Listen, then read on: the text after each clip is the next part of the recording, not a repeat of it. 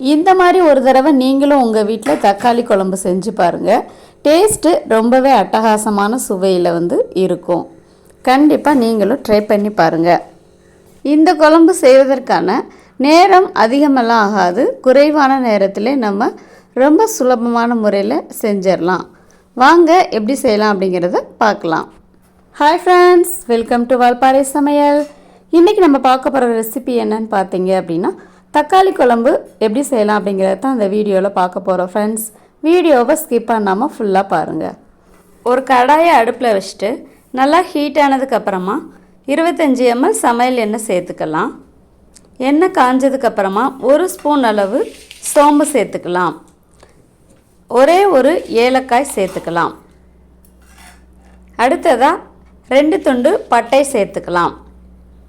இந்த 3 பொருள் சேர்த்தாலே போதும், குழம்பு நல்ல வாசனையாக இருக்கும்.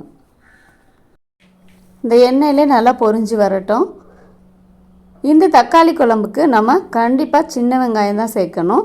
சின்ன வெங்காயம் சேர்த்து பண்ணும்போது டேஸ்ட்டு ரொம்ப அட்டகாசமாக இருக்கும். நான் சின்ன வெங்காயம் ஒரு 15 வெங்காயம் தோல் உரித்து நல்லா பொடியாக நம்ம கட் பண்ணி எடுத்து வச்சதை தான் இதில் சேர்த்துக்கிறோம். கண்டிப்பாக நீங்களும் சின்ன வெங்காயம் யூஸ் பண்ணி பாருங்கள். பெரிய வெங்காயம் சேர்த்தோம் அப்படின்னா குழம்பு கொஞ்சம் இனிக்கிற மாதிரி டேஸ்ட்டில் இருக்கும். அதனால் அதனோட டேஸ்ட்டை எடுத்து காமிக்காது. சின்ன வெங்காயம் போட்டோம் அப்படின்னா கண்டிப்பாக டேஸ்ட்டு ரொம்ப பிரமாதமாக இருக்கும். இப்போது இந்த எண்ணெயிலே வெங்காயம் நல்லா வதங்கி வரட்டும். இதுக்கு தேவையான அளவு கொஞ்சம் கல்லுப்பு சேர்த்துக்கிறேன். நம்ம உப்பு சேர்த்து வதக்கும்போது வெங்காயம் சீக்கிரமாக நமக்கு வெந்து வரும். இப்போது வெங்காயம் நல்லா வதங்கி வந்துருச்சு.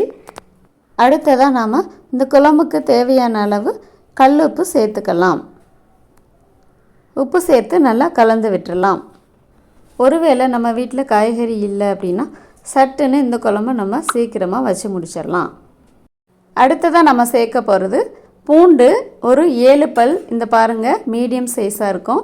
இந்த மாதிரி அளவு நம்ம எடுத்துக்கிட்டால் போதும். இதை இடித்து சேர்த்துக்கலாம். பாருங்கள், வெங்காயம் இந்த அளவுக்கு வதங்கியிருக்கு, போதும். இப்போ நம்ம இந்த பூண்டை சேர்த்துக்கலாம். பூண்டை சேர்த்து நல்லா இந்த மாதிரி கலந்து விட்டுடலாம். ஹீட்டு மீடியமாக வச்சுக்கோங்க, அப்போ தான் உங்களுக்கு அடிப்பிடிக்காமல் இருக்கும்.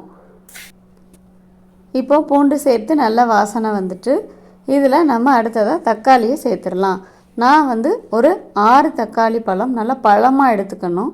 கழுவி இந்த மாதிரி ஒரு 8 துண்டாக கட் பண்ணி நம்ம சேர்த்துடலாம். சேர்த்துட்டு நல்லா கலந்து விடலாம். இந்த தக்காளி ஒரு 5 நிமிஷம் அளவுக்கு நம்ம கொஞ்சம் மீடியம் ஃப்ளேம்லேயே வச்சுட்டு இந்த மாதிரி கலந்து விட்டுட்டே இருக்கலாம். முழுசாக நமக்கு வேகணும் அப்படிங்கிறது கிடையாது. வதக்கும் போது பாதி அளவு வெந்தால் போதும். அந்த தக்காளியில் உள்ள பச்சை வாசனை போகிற வரைக்கும் நம்ம இந்த மாதிரி கலந்து விட்டுட்டே இருக்கலாம். அடுத்ததாக பார்த்திங்கன்னா, இந்த தக்காளி குழம்புக்கு தேவையான மசாலா என்ன அப்படிங்கிறத பார்த்துடலாம். நான் ஒரு சில் தேங்காய், 1 ஸ்பூன் அளவு கசகசா ரெண்டும் எடுத்து வச்சுருக்கேன். இதை நல்லா மையாக நம்ம அரைச்சி எடுத்துகிட்டு வந்துடலாம். இப்போ இதற்கு தேவையான மசாலா தூளையும் ஆட் பண்ணிடலாம். நான் நார்மலாகவே நம்ம வீட்டில் அரைச்சி வைக்கிறதான குழம்பு மிளகாய் தூள் இருக்கும் இல்லையா, எல்லா குழம்புக்குமே நம்ம சேர்க்குற மாதிரி வீட்டில் மசாலா தூள் அரைச்சி வச்சுருப்போம். அந்த தூள் ஒரு 2 ஸ்பூன் அளவு, காரத்திற்கு தனி மிளகாய் தூள் 1 ஸ்பூன் அளவு, மஞ்சள் தூள் 1/4 டீஸ்பூன் அளவு சேர்த்துருக்கேன். நீங்கள் உங்களோட தேவைக்கு ஏற்ப காரம் கூட்டி குறைச்சி யூஸ் பண்ணிக்கலாம்.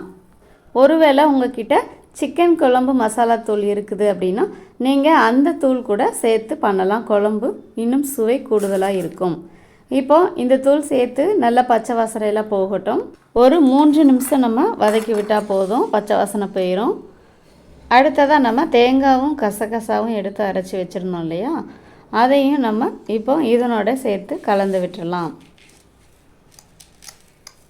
இதை சேர்த்து நல்லா கலந்து விட்டுட்டு அப்புறமா நம்ம இந்த குழம்புக்கு தேவையான அளவு தண்ணி சேர்த்து உப்பு காரம் எல்லாமே நம்ம நல்லா செக் பண்ணி பார்த்துட்டு ஒரு மூடி போட்டு நல்லா கொதிக்க விடுவோம்.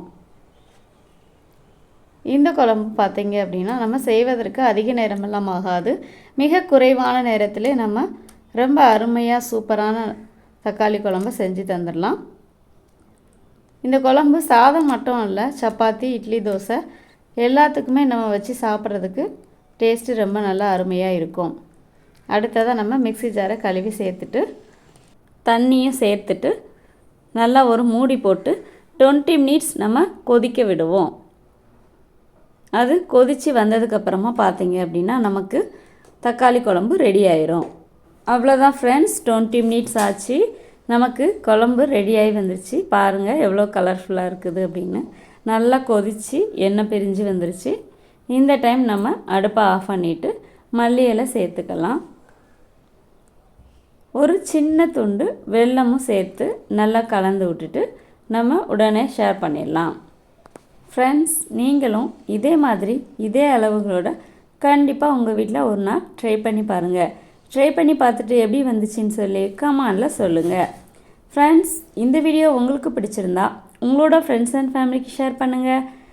எங்களோட வால்பாறை சமையலுக்கு மறக்காமல் சப்ஸ்கிரைப் பண்ணுங்கள். மீண்டும் அடுத்த வீடியோவில் சந்திக்கலாம். பாய். Thanks for watching.